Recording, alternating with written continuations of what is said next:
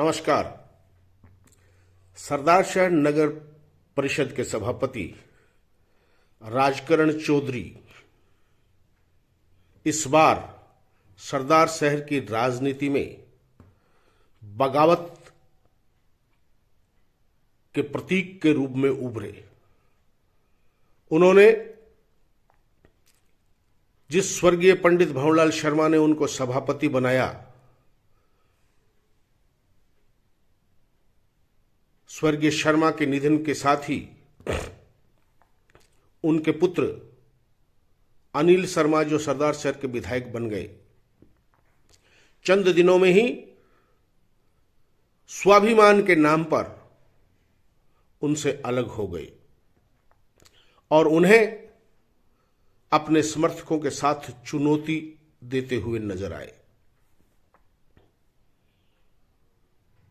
कांग्रेस में अपने सहयोगी भूमि विकास बैंक के चेयरमैन ईश्वरराम डूडी, हंसराज सिद्ध, बालेखां, मानखां, आशिफ आदि के साथ मिलकर अनिल शर्मा का टिकट कटवाकर स्वयं टिकट लेने का प्रयास करते नजर आए और सार्वजनिक रूप से ये घोषणा करते रहे कि हमें तो स्वाभिमान के लिए कांग्रेस में बगावत करने को मजबूर होना पड़ रहा है। लंबा चौड़ा लवाजमा लेकर अनिल शर्मा के विरोध में जयपुर भी गए।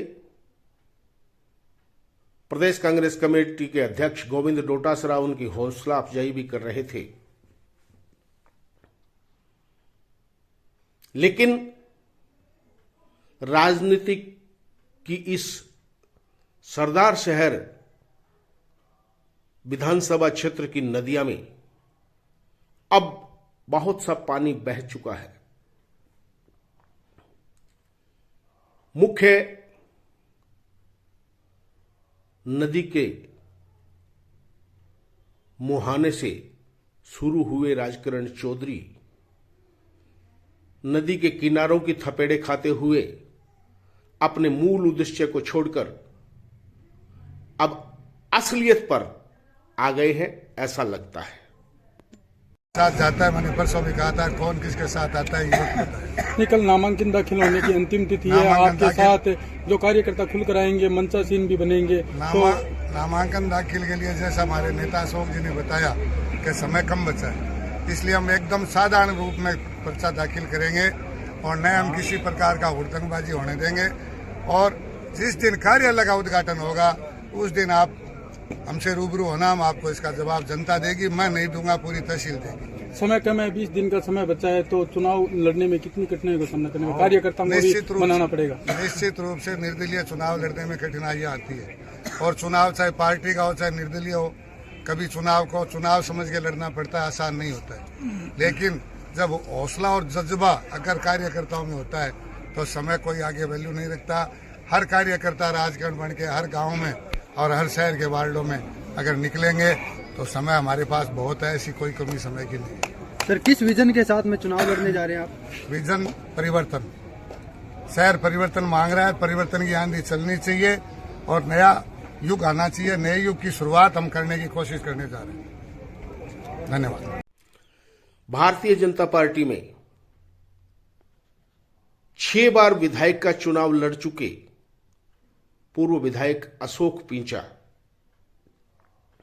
निजी बातचीत में भी ये कहते रहे हैं कि उपचुनाव में जब मेरे को चुनाव लड़ाया गया था तो मैं इस वादे के साथ चुनाव लड़ने को तैयार हुआ कि 2023 के मुख्य चुनाव में भाजपा मुझे ही टिकट देगी। अब ये तो पता नहीं अशोक पिंचा को यह आश्वासन देने वाला नेता कौन था, किंतु भाजपा की टिकट के लिए अशोक पिंचा ने अपने सूत्रों के माध्यम से एड़ी चोटी का जोर लगा रखा था और इस भाजपा की टिकट में स्वयं को ही मिले, इसको लेकर पहले वो सुरेंद्र उर्फ प्रहलाद सराफ के विरोध पर सार्वजनिक रूप से उतर आए और बाद में जब रतनगढ़ से विधायक रह चुके राजकुमार रिणवा का नाम आया तो वो फिर बगावत पर उतर आए। सुरेंद्र सराफ पर जहां वो धनबल के आधार पर टिकट लाने का आरोप लगा रहे थे, तो राजकुमार रिणवा को बाहरी के नाम पर विद्रोह कर रहे थे। और अब असलियत लगता है सामने आ रही है। राजकुमार रिणवा को भारतीय जनता पार्टी ने जैसे ही भाजपा का उम्मीदवार घोषित कर दिया, अशोक पिंचा जो अपने आप को संघनिष्ठ बताते हैं, भाजपा के कैडर बेस के व्यक्ति बताते हैं, सरेआम खुले रूप से बगावत के स्तर पर आ गए हैं, जो काफी आश्चर्यजनक है। राजकरण जी ने जो कमेटी बनी है उसने हमने सर्वसम्मति से, इसमें मेरे को भी उम्मीदवार के लिए ऊपर राजकरण जी ने दिया, सब साथियों ने, लेकिन यहाँ राजकरण जी जो जनता के लिए काम करें, शहर के लिए काम करें, देहात के लिए काम करें, किसान के लिए, मैं समझता था कि मेरे से ये कैंडिडेट हैं और इसीलिए इनके ऊपर हम सर्वसम्मति कर पाए। सर, आप भाजपा में थे तो भाजपा क्या छोड़ चुके हैं पूरी तरह से, निर्दलीय समर्थन कर रहे हैं? भाजपा छोड़ने की बात है, मैं कोई भाजपा छोड़ी है न पहले पकड़ी हुई। नहीं, आप आपकी पुत्रवधू जिला प्रमुख है, वो है अपनी जगह। मैं मेरे जो विचार हैं, मैं अच्छे लोगों के लिए काम करना चाहता हूँ। नहीं, आप अपनी पार्टी के सामने खड़े हो। मैं किसी मेरी पार्टी नहीं है, मैं अच्छे लोगों के लिए काम करूंगा, चाहे जिले में कोई सी कॉन्स्टिट्यूंसी, अच्छे लोगों के लिए। सरदार शहर की ही राजनीति में अनुसूचित जाति पापा सेवा सदन के श्रवण चिरानिया विधायक अनिल शर्मा के एक वक्तव्य को आधार बनाकर अनिल शर्मा के खिलाफ मुख्य रूप से नगर परिषद सभापति राजकरण चौधरी के साथ मिलकर बगावत का बिगुल बजा रहे थे और राजकरण चौधरी और श्रवण चिरानिया स्वाभिमान के नाम पर अनिल शर्मा के सामने आत्मसमर्पण करने को तैयार नहीं थे और सभापति राजकरण चौधरी ने तो सार्वजनिक रूप से यह कहा था कि स्वाभिमान के चलते मेरे जीवन का लक्ष्य है कि अनिल शर्मा को विधायक नहीं बनने देंगे। आज वो अनिल शर्मा के विधायक बनने की सीढ़ी बनने जा रहे हैं, क्योंकि सभी जानते हैं सरदार शहर की राजनीति में कि ग्रामीण क्षेत्र में जाट समाज में एक वर्ग ऐसा है जो किसी भी सूरत में न तो स्वर्गीय पंडित भंवरलाल शर्मा के साथ थे और न आज अनिल शर्मा के साथ थे।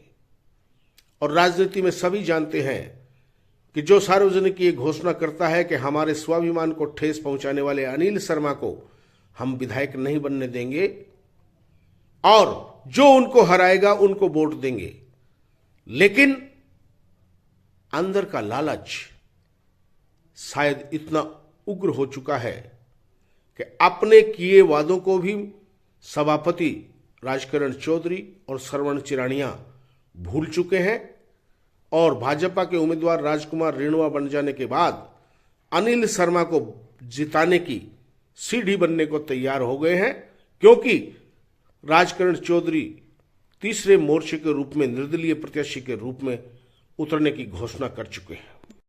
सही है, सीधी सी बात है। 30-35 सालों एक विशेष परिवार के द्वारा इस सरदार शहर तहसील की जनता ने दुख दियो जा रहा, मुंह आवे जी बोले तो समझा जना अशोक भाई सब बीच में बोल जाऊं, सब पहले तो अशोक भाई जी है जगह 35 साल की पार्टी छोड़ के और संग पहले आ गए अन्य मेरो बहुत बहुत धन्यवाद। और मोहन जी जके की पुत्र वधु जिला परिषद की जिला प्रमुख है, जक्की की कुर्सी त्यागी है। राजगंज जी को तो कहना कि सो क्यों त्याग कर अपन कहो कि थन वो काम करना तो करने के लिए तैयार है। अब आइडो को माँ के दूध को और सुमचो बदलो लेने को मौको आ गयो। मैं तो इतनी बात हूँ, दलितन कहो तो कहो, जे राजगंज ने कहो तो कहो, जे अन्य ने कहो तो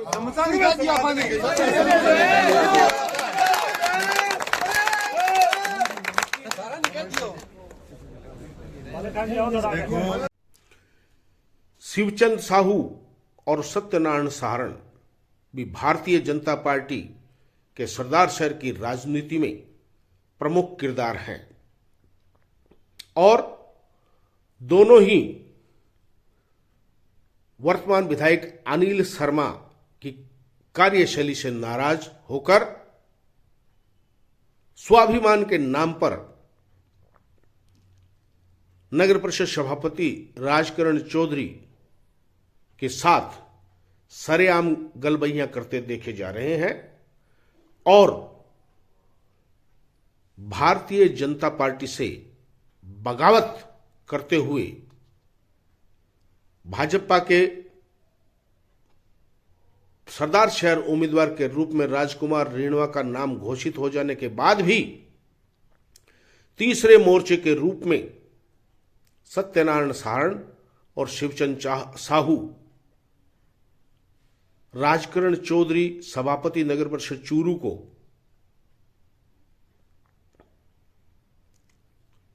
माफी चाहूंगा सरदार शहर को तीसरे मोर्चे के रूप में निर्दलीय उम्मीदवार लड़ाने जा रहे हैं, जो इस साबित करने के लिए पर्याप्त है कि इन नेताओं की कथनी और करनी दोनों में अंतर है।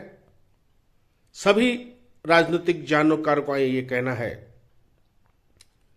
कि यदि तीसरा मोर्चा जैसे गत चुनाव में आरएलपी से लालचंद मूंड थे, वैसे ही एक और जाट समाज का व्यक्ति जब निर्दलीय मैदान में उतरेगा तो विधायक अनिल शर्मा की जीत को कोई रोक नहीं पाएगा। उससे ऐसा लगता है कि शिवचंद साहू, सत्यनारायण सहारण और राजकरण चौधरी, सरवण चिरानिया, मोहनलाल आर्य, अशोक पींचा, ये सभी स्थानीय के नाम पर विधायक अनिल शर्मा को विधानसभा में भेजने की सीढ़ी बन गए हैं। यही राजकरण चौधरी हैं, यही ईश्वर राम डूडी है, यही सत्यनारायण सहारण है, यही शिवचंद साहू है, यही अशोक पींचा है। 1993 में जब नरेंद्र उडानिया चूरू से सरदार शहर गए थे विधायक का चुनाव लड़ने, तब किसी को सरदार शहर के स्वाभिमान की चिंता नहीं हुई कि सरदार शहर जो नेतृत्व देता है उस पर आकर कोई बाहर का व्यक्ति नेतृत्व करे। और नरेंद्र बुडानिया के साथ सामने या पीछे से सभी स्वजातीय के नाम पर खड़े हो गए थे और नरेंद्र बुडानिया ने कद्दावर स्वर्गीय भंवरलाल शर्मा तक को चुनाव हरा दिया था। कुल मिलाकर सरदार शहर के इन नेताओं जो वर्तमान में पूर्व विधायक अशोक पींचा, जिला प्रमुख वंदना आर्य के ससुर मोहन आर्य, सभापति नगर परिषद राजकरण चौधरी, भूमि विकास बैंक के चेयरमैन ईश्वर राम डूडी, मानखां बालेखां आसिफ कुरैशी, सत्यनारायण सारण, शिवचंद साहू, श्रवण चिरानिया और उनके साथ अनेकों लोग जो पिछले लंबे समय से विधायक अनिल शर्मा के खिलाफ मुहिम चला रहे थे,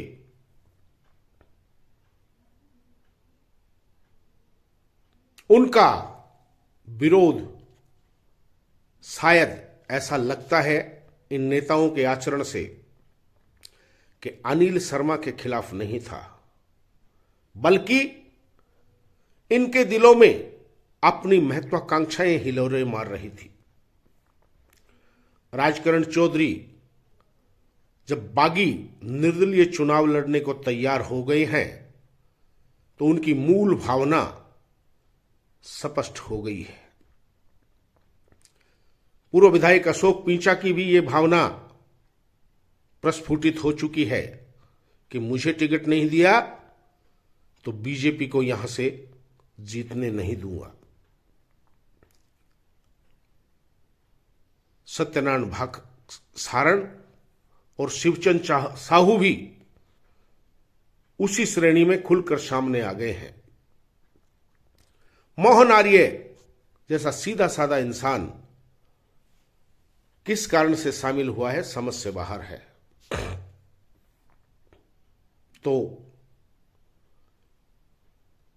सरदार शहर के स्वाभिमान, सम्मान, स्थानीय धल बल के प्रति नफरत, ये स्लोगन बापा सेवा सदन के लिए संघर्ष करने वालों का असली रूप राजकुमार रिणवा को भारतीय जनता पार्टी का उम्मीदवार घोषित करने के बाद जनता के सामने आ गया है।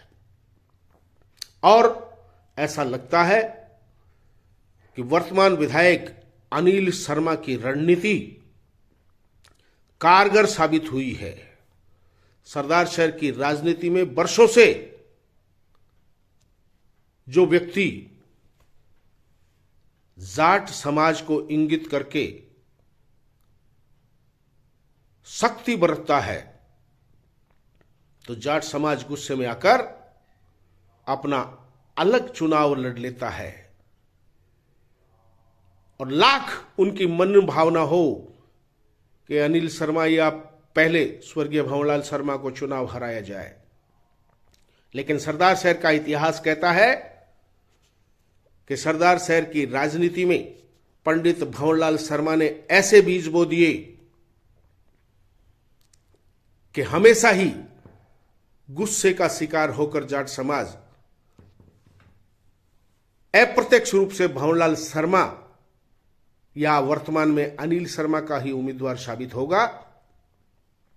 विगत में रमेश पोटलिया, लालचंद मूंड, बलदेव सारण, इनके इतिहास देख लीजिए। भंवरलाल शर्मा से जो नाराज जाट हुआ करते थे वो अपना अलग वोट डाल लेते थे, भंवरलाल की जीत आसान हो जाती थी। उसी पगडंडी पे अब राजकरण चौधरी, शिवचंद साहू, सत्यनारायण सारण, अशोक पींचा, मोहन आर्य, श्रवण चिरानिया चल पड़े। यहाँ उपस्थित आत्मा से प्रणाम सभी युवा साथियों। हालांकि ये आज आपकी पार्टी की मीटिंग थी और उसमें मुझे आप लोगों ने जिस प्यार और स्नेह के साथ दो बात करने के लिए बुलाया, उसके लिए मैं आप सबका, आपके नेतृत्व का दिल से आभार व्यक्त करता हूं। साथियों, मैं दो ही बात कहने आया हूं कि हर चीज का एक समय होता है और एक ही चीज, और हर व्यक्ति अपने आप में सम्मानित होता है, लेकिन जब उस व्यक्ति में अहंकार की भावना आने लग जाए, चाहे वो राजकरण चौधरी हो, चाहे वो अशोक जी पींचा हो, चाहे वो अनिल जी शर्मा हो, और चाहे मेरे साथी अन्य हो, कोई भी हो, राजनीति में अहंकार की कोई जगह नहीं होती। और हर पार्टी में हर इंसान अपने स्वाभिमान के साथ जीना चाहता है। हर कार्यकर्ता ये चाहता है कि मेरी पार्टी में मेरा नेता मेरा सम्मान करे, मेरी जगह मेरी इज्जत हो और मुझे मान सम्मान मिले। और जब इंसान के 40-40 साल के जीवन काल में जिस प्रकार भारतीय जनता पार्टी हो, कांग्रेस हो, सब कार्यकर्ता मिलजुल के रीढ़ की हड्डी बनकर एक वर्कर बनकर जब चुनाव में काम करता है तब हार जीत मिलती है। और जीतने के बाद उस नेता की यह जिम्मेदारी बनती है कि वो अपने जिस सेना के बहाने या जिस सेना के सहारे से उन्होंने चुनाव जीता है तो उनका सम्मान होना चाहिए। और कम से कम पद की गरिमा रखते हुए पदों का सम्मान तो जरूर होना चाहिए, चाहे वो मंडल अध्यक्ष बनाए, चाहे अपने किसी को किसी पार्टी का पदाधिकारी बनाए, उस पदाधिकारी को उस पद के मुताबिक मान सम्मान मिलना चाहिए। और ये जो शहर में पिछले 8 महीने से चल रहा है, ये आप सबने देखा है। मैं आभार व्यक्त करूंगा मेरे सभी 55 पार्षद साथियों का, जिन्होंने मेरे साथ, हमने कभी भारतीय जनता पार्टी और कांग्रेस नहीं देखी और शहर का विकास हम सब ने मिलके और बड़े जोरों से विकास का काम हमने शुरू किया और उसका लाभ भी जनता को मिला, जिसका सबसे बड़ा उदाहरण कच्चा बस स्टैंड है। ये कच्चा बस स्टैंड कोई अकेला राजगढ़ चौधरी नहीं कर सकता, मेरे सभी साथियों ने मेरा साथ दिया, तभी हम विकास का काम कर पाते हैं। मैं तो 2 ही बात कहने आ रहा हूं कि टिकट मांगने का अधिकार सबको है। हमने भी टिकट मांगी, यहां भी आपकी पार्टी के लोगों ने भी टिकट मांगी और टिकट एक व्यक्ति को मिलती है। लेकिन टिकट मिलने के बाद जब किसी को टिकट मिलती है तो कम से कम कार्यकर्ताओं की राय पूछी जानी चाहिए कि भाई आप किसको चाहते हो, शहर का विकास कौन कर सकता है, शहर के विकास का भागीदार कौन है, पार्टी को संभाल के कौन रख सकता है, वो पूछना चाहिए। अब खैर इसमें तो मैं बात नहीं करूंगा, लेकिन टिकट मांगने का हक सबको है, मांग ली।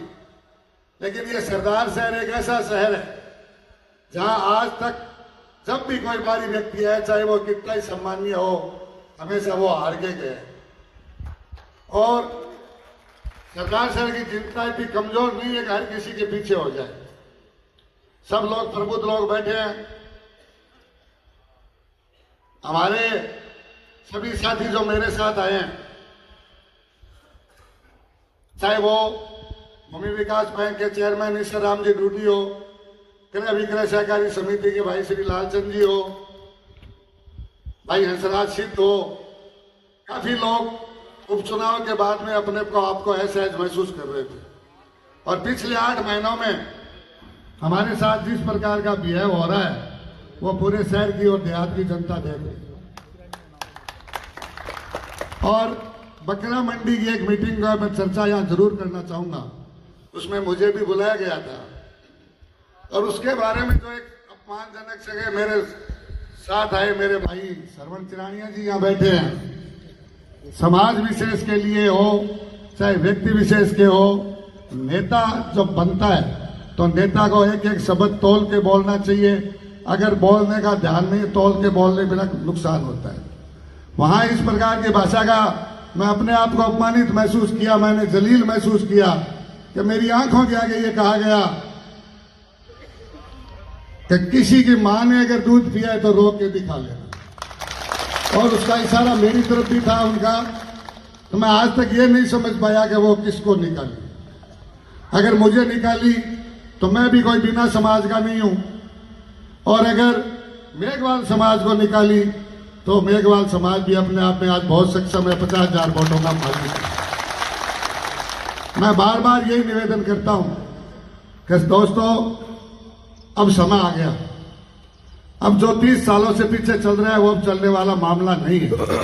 अगर इस प्रकार चलता रहा तो आने वाली एक पीढ़ी और भुगतेगी।